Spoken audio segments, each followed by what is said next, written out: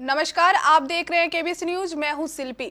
आज हम बात कर रहे हैं सऊदी अरब के पास इतना पैसा है, आधुनिक सेना है, फिर भी इजराइल से क्यों डरता है। जानते हैं इसको विस्तृत रूप से। साल 1938 की तेल की खोज ने सऊदी अरब की किस्मत पलट दी। उसी तेल की वजह से अमेरिका के साथ उसी तेल की वजह से अमीरी। पैसा इतना कि मुकेश अंबानी के पास जितनी दौलत है, वहां की तेल कंपनी सऊदी अराम को एक साल में उसे 2 गुना प्रॉफिट दे देती है। लेकिन फिर वो पुरानी हिंदी फिल्मों का सीन याद आता है जिसमें सेठ के घर डाकू आते हैं और वो थर थर कांपने लगता है। सेठ के पास पैसा बहुत है और डाकुओं के पास हथियारों से लड़ने का एक लंबा अनुभव। हथियार तो सऊदी अरब के पास बहुत है, अमेरिका के दिए हुए, और अमेरिका उसे ट्रेनिंग भी देता है।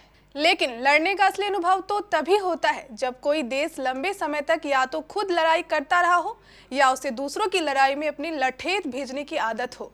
अमेरिका की तरह घर पे बाज और चीते पालने से यह नहीं होता है। फिर सऊदी अरब के राजशाही को मजबूत सेना से भी डर लगता है कि कहीं कॉप ना कर दे, क्योंकि अब लोग ये तो मानते नहीं कि राजाओं के देव्य अधिकार होते हैं, मौका मिलते ही कांड हो जाएगा।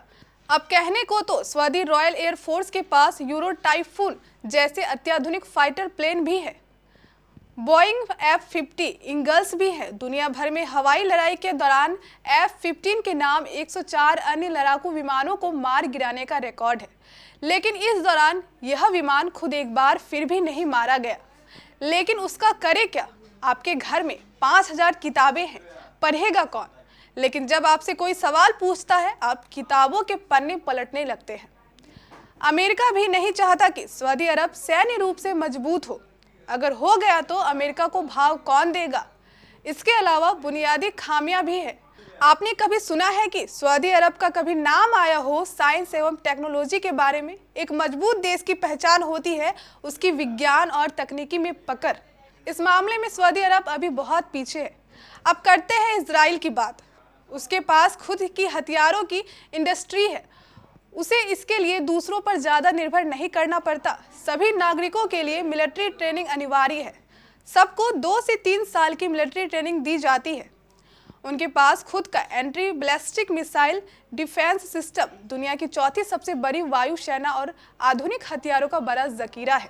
साथ ही साथ उनके पास दुनिया की सबसे बेहतरीन गुप्तचर विभाग है, जिन्होंने काफी सारे विश्व प्रसिद्ध मशीनों को दूसरी देशों में घुसकर काफी सफाई के साथ अंजाम दिया है।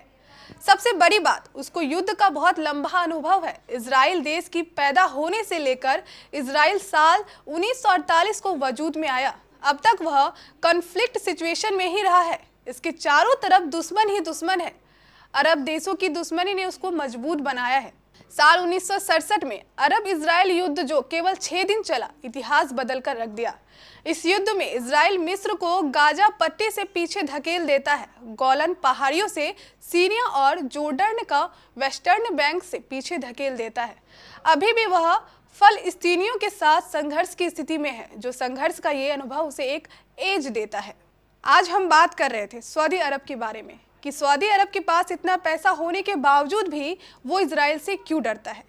एक बार फिर मैं आप सभी के साथ एक नए टॉपिक के साथ मुखातिब होंगी।